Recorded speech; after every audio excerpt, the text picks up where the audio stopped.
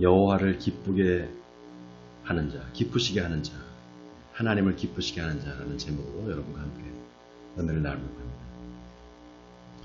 제가 자주 보는 유튜브 채널이 있는데요.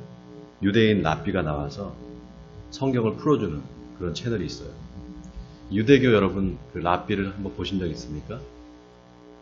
수염을 이렇게 길러가지고 까만 모자를 쓰고 유대교 랍비가 나와서 성경에 대해서 이렇게 자세히 알려줍니다. 굉장히 유익한 그런 채널인데요. 나와서 이제 유대교를 전도하는 거예요.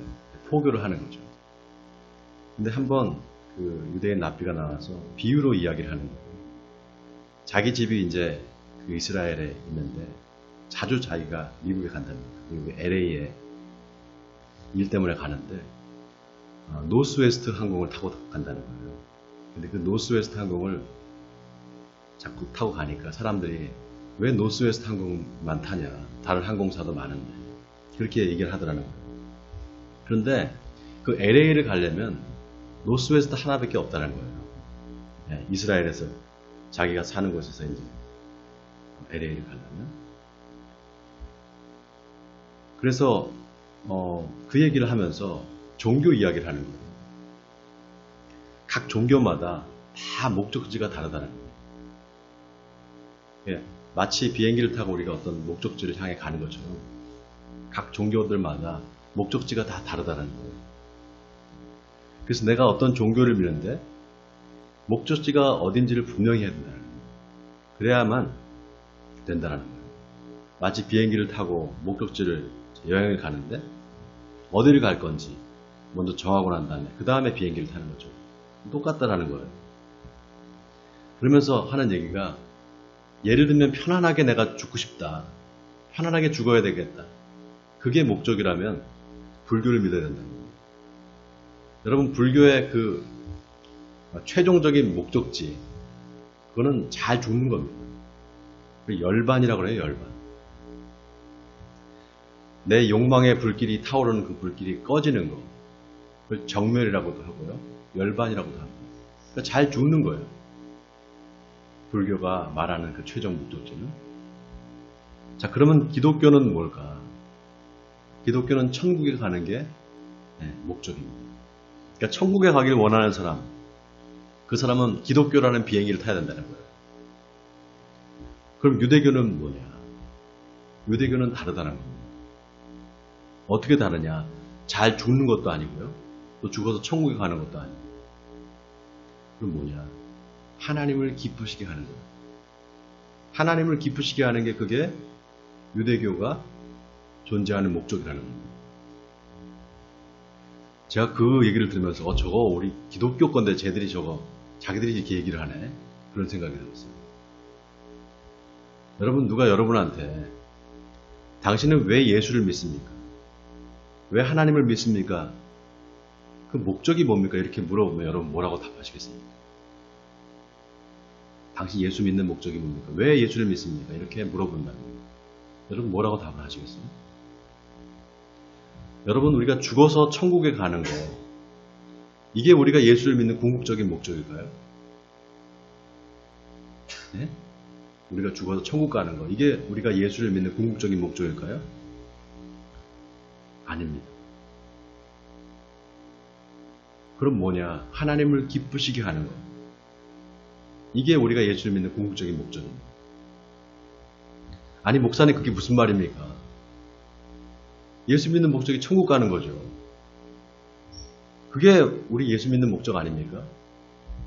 만약에 여러분이 지금까지 그렇게 생각하고 신앙생활을 했으면 제가 단언컨대 그 사람은 지금까지 한 번도 천국을 경험해보지 못한 사람입니다. 왜냐하면요 기독교의 복음의 본질은 예수 믿으면 죽어서 천국 간다가 아니고요.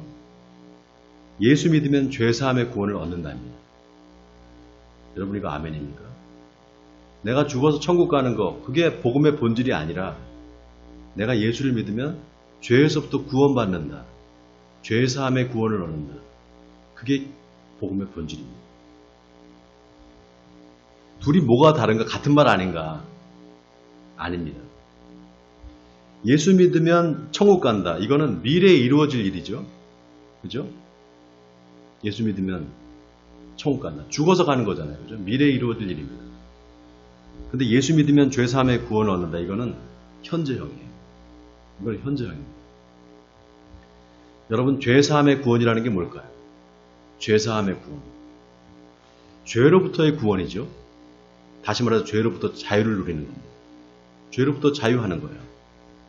여기에는 기쁨과 감사가 있어요.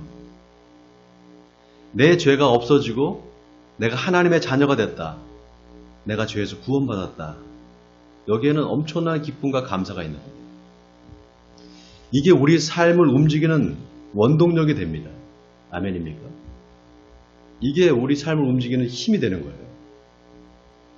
그래서 죽어서 천국에 갈 목적으로 예수를 믿는 사람과 죄사함의 구원을 얻기 위해서 예수를 믿는 사람, 이 두 사람의 삶의 태도가 완전히 다릅니다. 어떻게 다를까요? 죽어서 천국 가는 걸 목적으로 예수 믿는 사람은 예수가 목적이 아니라 수단이 됩니다. 그렇지 않겠어요? 예수만 믿으면 내가 천국 가는데 예수는 목적이 될 수 없어요. 그냥 수단일 뿐이에요. 예수를 수단 삼아서 내가 천국 가는 겁니다. 그렇지 않겠어요? 그러니까 어떻게 됩니까? 예수님에 대해서는 별로 관심이 없어요. 특히 예수님의 삶에 대해서는 관심이 없습니다. 그래서 계속 입으로는 예수 예수 하는데 예수님의 삶을 본받으려고 하진 않아요. 이게 예수 믿어서 천국 가려는 목적으로 예수를 믿는 사람, 그 사람의 삶의 태도입니다. 그래서 천국 가는 게 목적으로 예수 믿는 사람들은요, 죄를 짓잖아요. 그러면은 나 이러다 천국 못 가는 거 아니야? 이러다 나 천국 못 갈 수도 있는 거 아니야? 이렇게 생각합니다. 두려움이 있는 거죠. 그런데 죄사함의 구원을 얻은 사람, 다시 말해서 복음의 그 참 은혜를 아는 사람, 그 사람은요, 내가 하나님의 자녀인데 내가 이렇게 살면 안 되지. 내가 하나님을 기쁘시게 해드려야지. 내가 이렇게 살면 하나님이 실망하실 텐데. 하나님을 기쁘시게 하기 위해서 내가 뭘 어떻게 해야 될까? 이거를 생각합니다. 이게 아무것도 아닌 것 같지만요, 엄청난 차이입니다. 여러분, 이 차이를 좀 아시겠어요? 이 차이를 좀 느끼시겠어요? 죽어서 천국에 가는 게 목적인 사람한테 천국은 죽어야만 가는 곳이에요. 그렇지 않겠어요?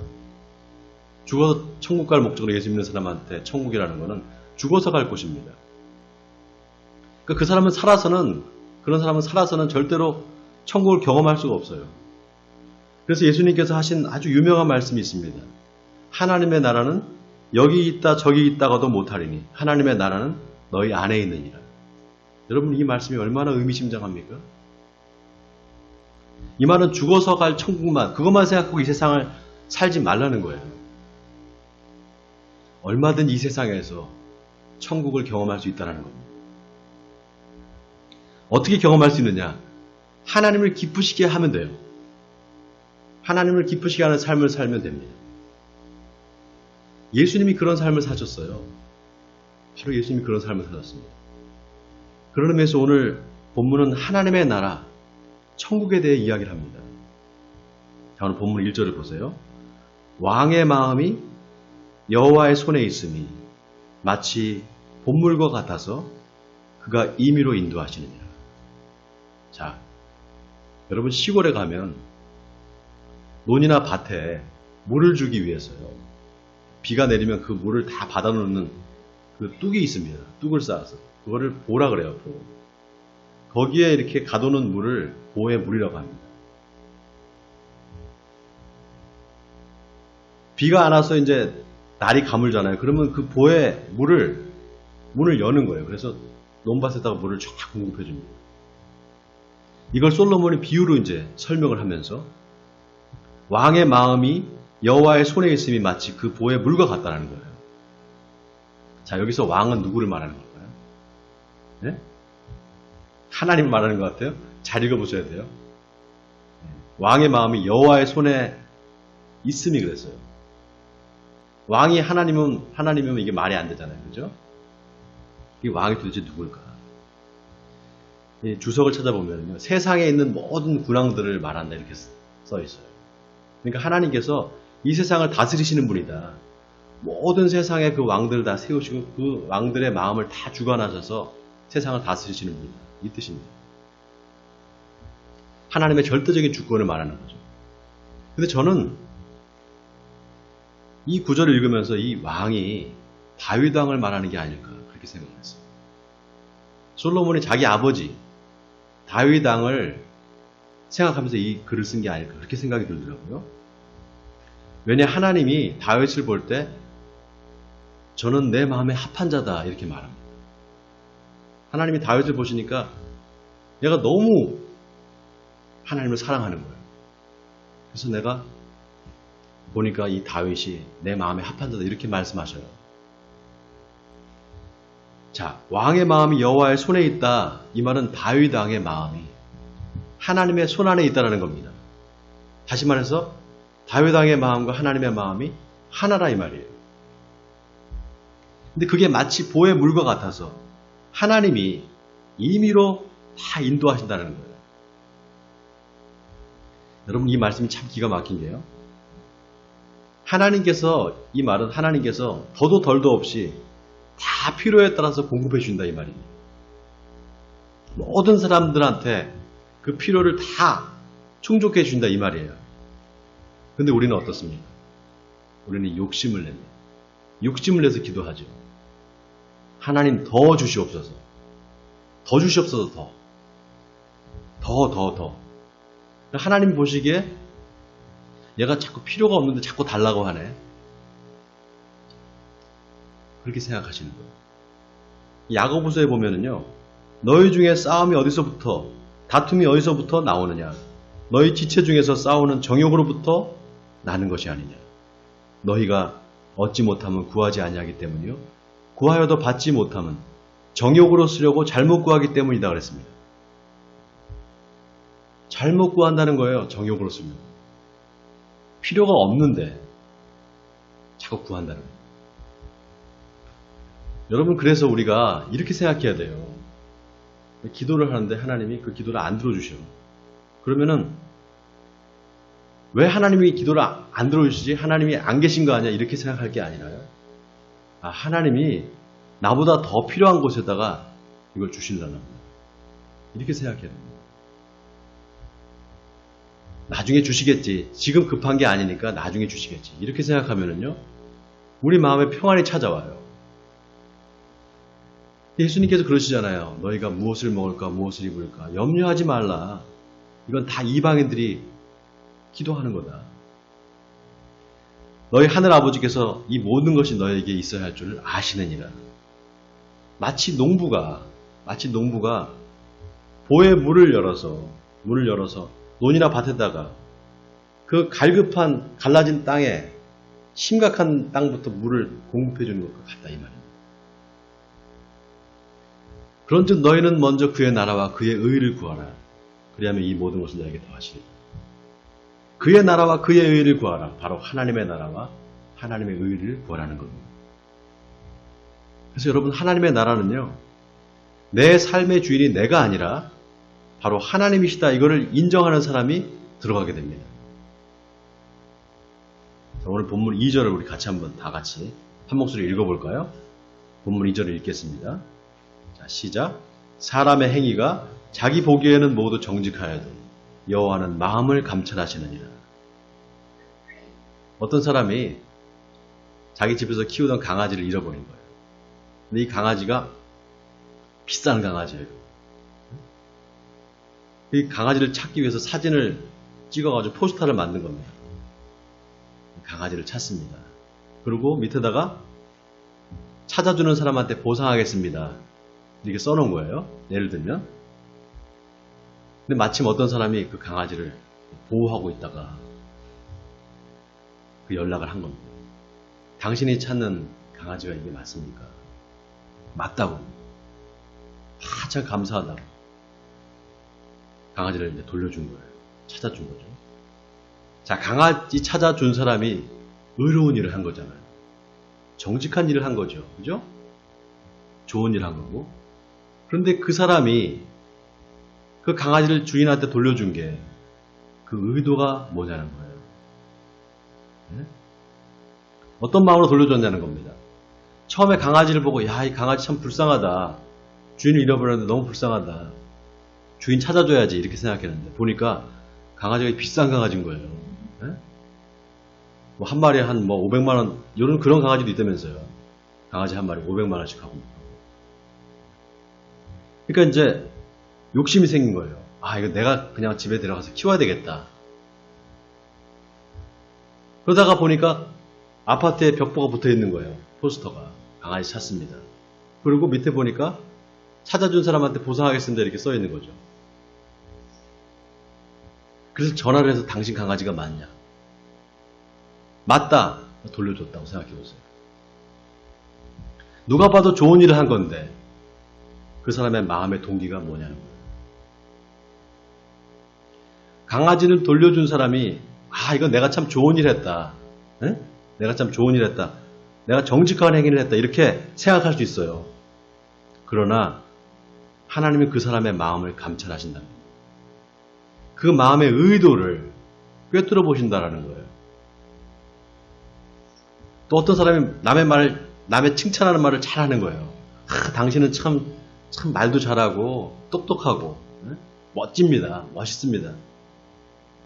당신이 하는 말이 다 옳습니다. 이렇게. 그걸 뭐라 그래요? 입에 발린 소리라 그러죠. 막 칭찬하는 거예요. 근데 그렇게 말하는 사람의 의도가 뭐냐는 거예요. 여러분 이 말도요 행위입니다. 말이 행위예요. 말이 그냥 생각하고 말한다 해서 그게 아무것도 아니다. 말 그 자체가 행위입니다. 그렇게 말한 사람, 그 사람의 그렇게 행위를 한 사람, 그 사람의 의도가 뭐냐는 거예요. 아, 이거 청탁 같은 거 하면 안 됩니다. 네? 그리고 대학도 다 실력으로 가야지 엄마 찬스, 뭐 아빠 찬스 그런 거 쓰면 안 됩니다. 직장도 마찬가지입니다. 청탁하면 안 돼요. 실력으로 해야지. 아, 저 사람 참 바른 말 한다. 저 사람은 참 정말 좋은 사람이다. 정직한 사람이다. 나중에 알고 보니까 자기가 그 짓을 하고 있는 거예요. 엄마 찬스, 아빠 찬스. 내로남불. 우리가 이거 일상생활에서 다 경험하고 있는 거 아닙니까? 네? 이중적인 거. 아마 자기가 그 말을 했을 때는 자기가 그렇게 말하는 게 진심이었을 거예요. 아빠 찬스, 엄마 찬스 쓰지 말고 실력으로 해야 돼. 이거 말했을 때는 자기가 진심으로 말했을 겁니다. 그 당시에는. 자기 행위가 다시 말하면 자기 행위가 정직하다 생각했을 거예요. 그렇게 말하는 게. 근데 자기가 자기를 속이는 거예요. 여러분 자기가 자기를 속일 수 있어요. 우리 인간은 얼마든지 그게 가능합니다. 그때는 진심일 수가 있다니까요. 그렇게 말할 때는. 아, 이거 진심으로 말하는 거예요. 근데 그걸 자기를 속이는 게 될 수 있는 거예요. 심지어는 인간은 사랑까지도 그렇게 할 수 있어요. 사랑도 속일 수가 있어요. 근데 하나님은 그 마음의 깊은 곳을 보고 계신다는 거예요. 사람의 행위가 자기 보기에는 모두 정직하여도 여호와는 마음을 감찰하시느니라. 여러분 이 말씀이 기가 막힌 게요. 하나님의 나라가 바로 그런 나라라는 거예요. 하나님의 나라가. 내가 나를 속여도 하나님을 속일 수는 없는 나라. 그래서 하나님께 나를 맡길 수밖에 없는 바로 그 나라가 하나님의 나라라는 겁니다. 여러분 아멘입니까? 자, 다음 3절을 보겠습니다. 우리 같이 읽어볼까요? 자, 시작. 공의와 정의를 행하는 것은 제사 드리는 것보다 여호와께서 기쁘게 여기시느니라. 자, 여기 여호와께서 기쁘게 여기시느니라. 여기 밑줄 치세요. 여러분, 내가 내 기쁨을 위해서 어떤 일을 하는 거예요. 내가 내 기쁨을 위해서 내가 어떤 계획을 세우고 그것이 성취하는 거예요.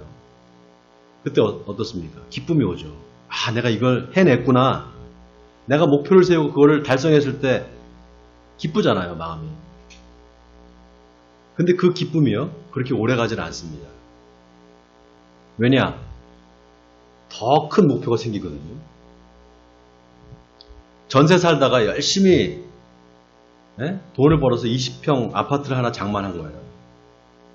잘 들으세요. 잘 들으세요. 전세를 살다가 열심히 일을 해서 20평 아파트를 장만했어요. 너무 좋죠? 자기 집이 생겼으니까. 너무 기쁜 거예요. 근데 그게 기쁨이 오래 가질 않아요. 왜? 더 큰 집으로 가고 싶은 거예요. 이제 30평으로 가고 싶은 거예요. 30평으로 가야지. 열심히 또 일을 해요. 30평으로 갔어. 그러면 이제 됐잖아요. 안 그래요. 40평으로 가야 돼요. 50평, 60평 다 쫓고 욕심을 내는 거예요. 욕망의 끝이 없는 겁니다, 여러분. 그런데 내가 하나님을 기쁘시게 할 목적으로 어떤 목표를 세우고 그걸 성취했을 때 그때 오는 기쁨은요, 이루 말할 수가 없습니다. 이루 말할 수가 없어요. 40평 아파트 사서 기쁜 게 100이라면요, 이거는 1000만이 됩니다. 10배, 100배가 돼요. 여러분, 40평 아파트 사서 100이 됐잖아요? 그 기쁨이 꽉 채워서, 야, 너무 기쁘다. 너무 좋다. 그런데 금방 50이 되고, 그게 30이 되고 20이 됩니다. 60평 사는 사람과 비교하면 자기는 불행한 거거든요. 자기 불행한 거예요. 나는 왜 이렇게 30평밖에 못 살지? 40평밖에 못 살지? 이러고 있는 거죠. 기쁨이 영원하지 않아요. 그런데요, 우리가 하나님을 기쁘시게 하고 하나님을 감동시키면 그 기쁨은 영원합니다. 영원해져요. 이 말이 무슨 말이냐? 왜 이렇게 영원하냐? 하나님이 영원하시기 때문에 그래요. 하나님이 영원하신 분이기 때문에 그렇습니다. 이 말은 또 무슨 말이냐? 하나님이 우리가 하나님을 기쁘게 만들면 그거를 하나님께서 영원히 기억하신다, 이 말이에요. 여러분, 하나님의 그 기억의 창고는 영원한 창고입니다. 하나님의 기억은 영원해요. 하나님이 영원한 기억의 창고를 갖고 계세요. 그게 어딘 줄 아세요, 여러분? 그게 우주예요, 우주. 네? 여러분, 우주 공간에 시간이 다 보존되어 있어요. 맞잖아요. 지금도 우주가 막 팽창하고 있거든요. 빛의 속도로. 그러니까 그 우주 공간 안에 모든 시간이 다 들어있어요. 우리가 죽어서 부활을 어떻게 할 수 있느냐. 하나님 입장에서는 간단한 일이에요. 하나님은 시간의 주인이고 공간의 주인이시단 말이죠. 우리가 하나님을 기쁘시게 했던 그 순간에 하나님이 우리를 다시 부활시킬 겁니다. 여러분, 아멘입니까?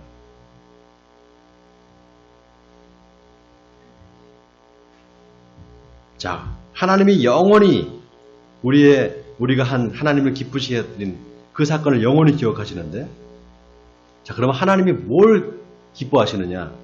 우리가 공의와 정의를 행하는 것을 기뻐하세요. 자, 3절을 읽겠습니다. 다시 한번 읽어볼까요? 시작.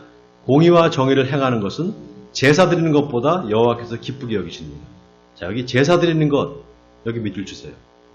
여러분, 제사 드리는 목적이 뭡니까? 유대인들이 하나님께 제사를 드렸단 말이에요. 그 제사 드리는 목적이 뭐였을까요? 네? 내 죄를 없애는 거예요. 죄를 탕감받기 위해서 제사를 드리는 겁니다.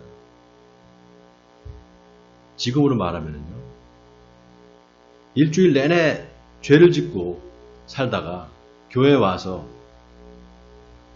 주일날 하나님 잘못했습니다. 회개합니다. 이거예요. 근데 여러분, 그건 진정한 의미에서 예배가 아니라 제사예요.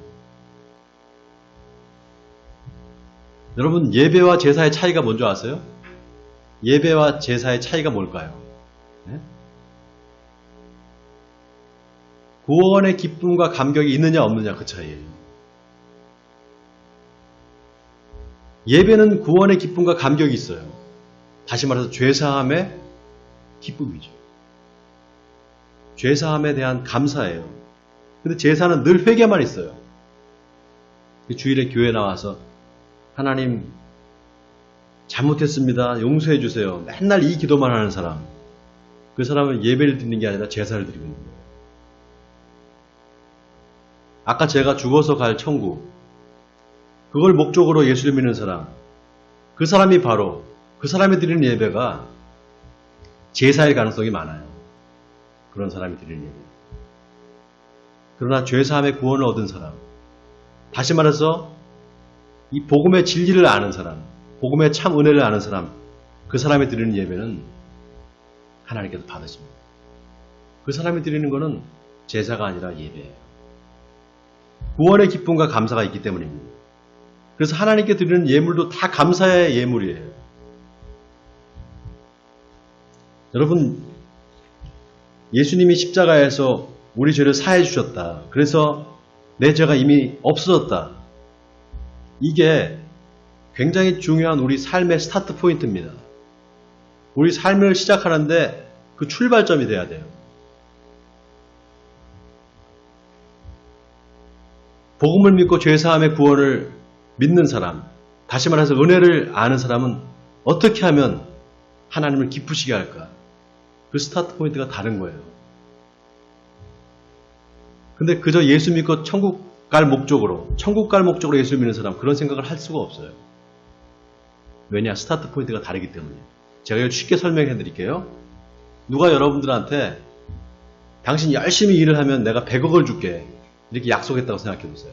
그래서 그 사람이 내가 열심히 일을 해서 100억을 벌어야지, 100억을 받아야지 하고 열심히 일을 한다고 생각해 보세요.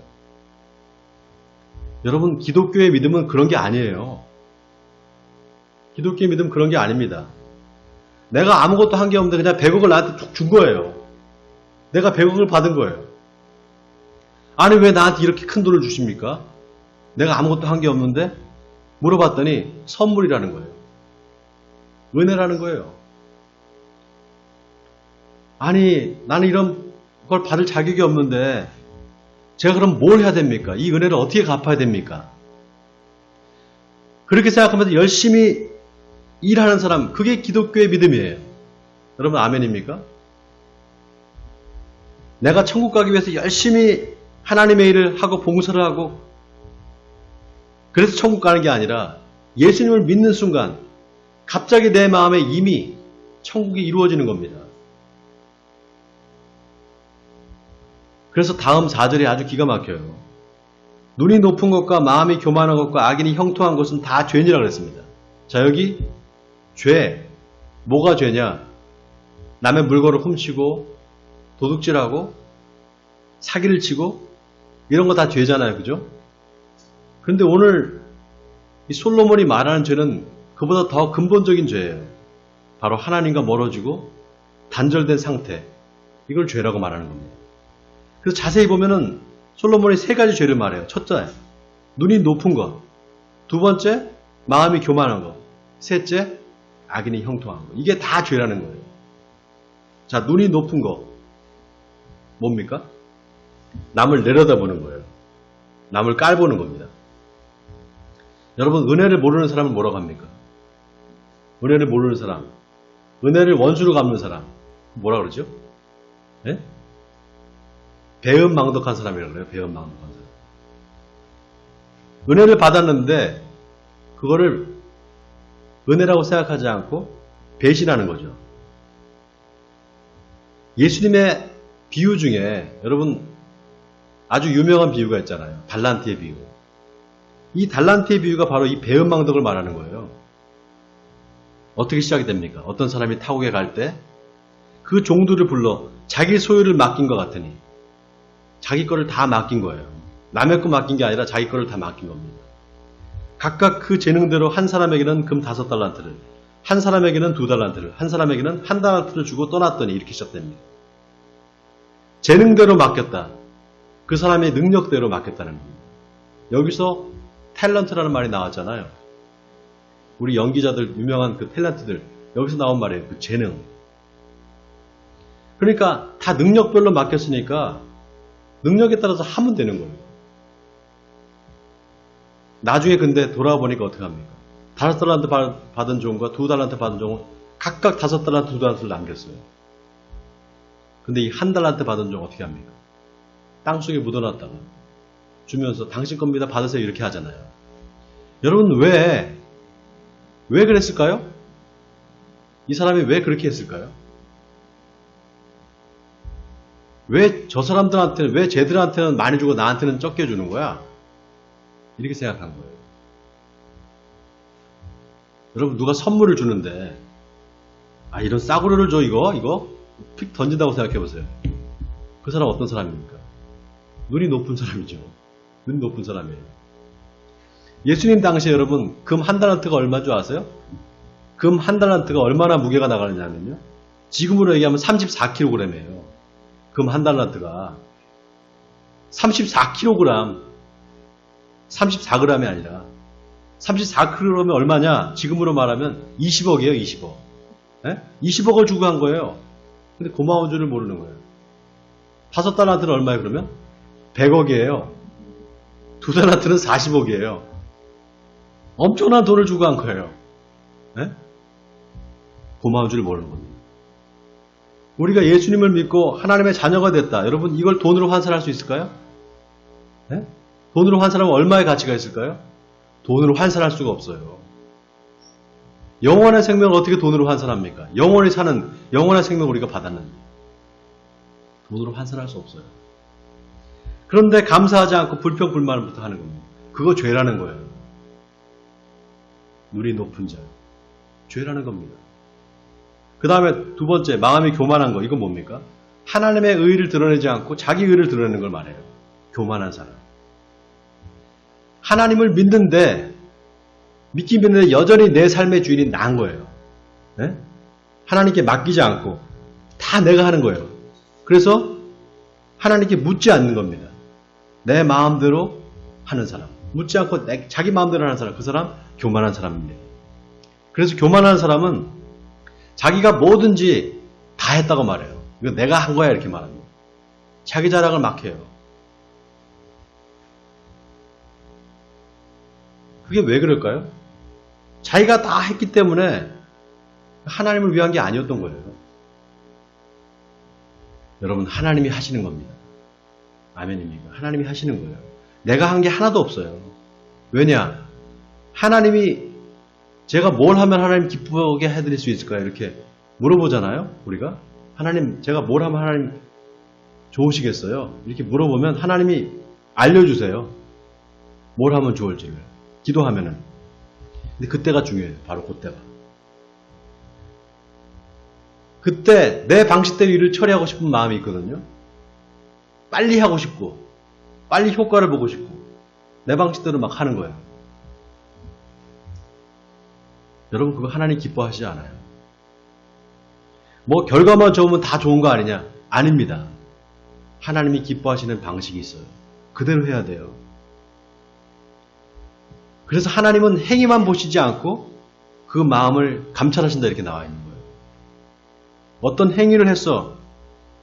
그 행위가 좋다고 할지라도 그 의도가 뭔지를 하나님께서 꿰뚫어 보신다는 겁니다. 그러니까 교만한 사람이 하나님의 일을 하는 거는 그게 뭐든지 간에 다 그게 죄가 되는 거예요. 자, 마지막 세 번째. 악인이 형통한 게 죄다 그랬습니다. 자, 잠언서 24장에 이런 말씀이 있어요. 악인의 형통함을 부러워하지 말라. 대저 행악자는 장래가 없겠고 악인의 등불은 꺼지리라.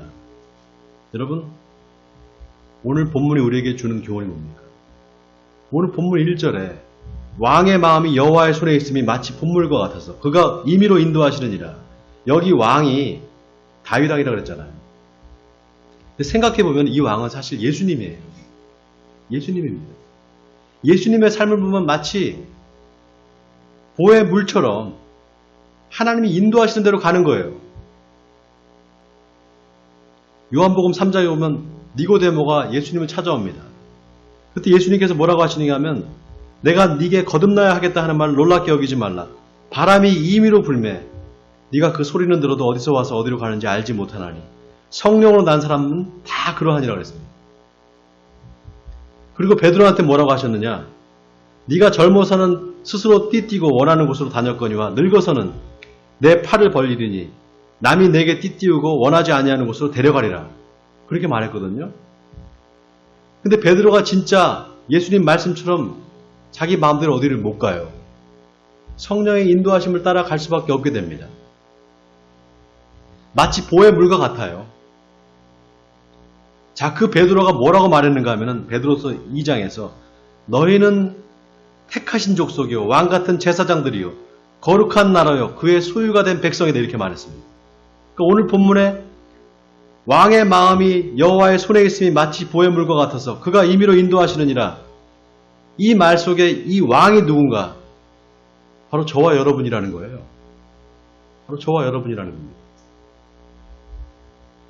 그래서 하나님의 나라는 내 마음이 하나님의 마음과 하나가 돼서 하나님이 원하시는 대로 가는 거, 그게 하나님의 나라 천국입니다. 다시 말해서 내가 나를 기쁘게 하는 게 아니라 하나님을 기쁘시게 하는 삶을 살 때 내 마음에 하나님의 나라가 이루어질 줄 믿습니다. 원하기는 나를 기쁘게 하는 삶이 아니라 하나님을 기쁘시게 하는 삶을 사심으로 이 땅에서 하나님의 나라 천국을 살아가는 저와 여러분이 되시길 주님의 이름으로 간절히 축원드립니다.